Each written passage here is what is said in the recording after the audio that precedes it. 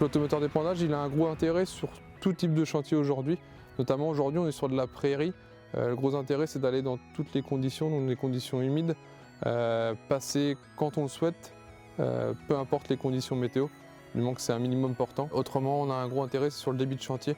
Avec cet outil-là, on va faire 100 m3 sans forcer et on va aller jusqu'à 150 m3 sans problème, bien ravitaillé. Début mars, le TerraVariant 435 participait à une journée technique sur l'épandage organisée par le réseau CUMA.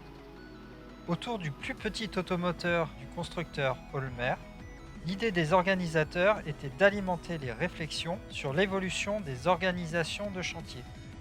On a une contenance de 16 m3 et on est sur 4 roues égales avec une proportion des masses 50-50 entre l'essieu avant et l'essieu arrière. Le 16 m3 a un gros intérêt, c'est quand il est ravitaillé par camion ou alors par cuve de transfert qui sont généralement entre 28 m3 et 30 m3.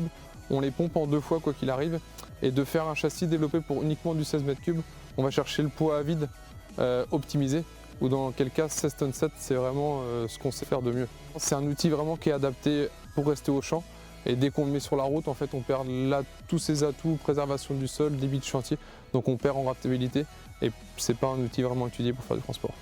Alors sur cette machine-là, on retrouve un attelage 3e point classique qu'on va retrouver sur un tracteur.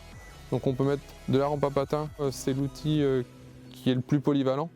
On sait mettre un enfouisseur à disque droit, donc un injecteur de prairie, qui est là pour optimiser clairement et cultiver de la prairie. Ensuite on va retrouver le déchaumeur enfouisseur, qui permet bien de mélanger la terre avec le lisier et pas avoir de perte d'évaporation.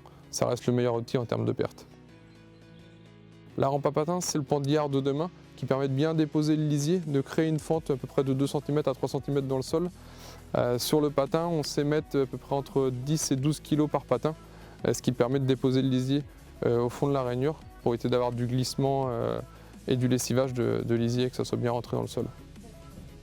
Aujourd'hui, on va être sur la 15 mètres. La 15 mètres, c'est la bonne polyvalence pour avoir de l'autonomie en 16 m3 et pouvoir faire une longueur complète dans la parcelle pour éviter de repasser toujours au même endroit. Plus on est dans la plaine pour faire des grandes distances, plus on va diminuer la largeur de la rampe à patins.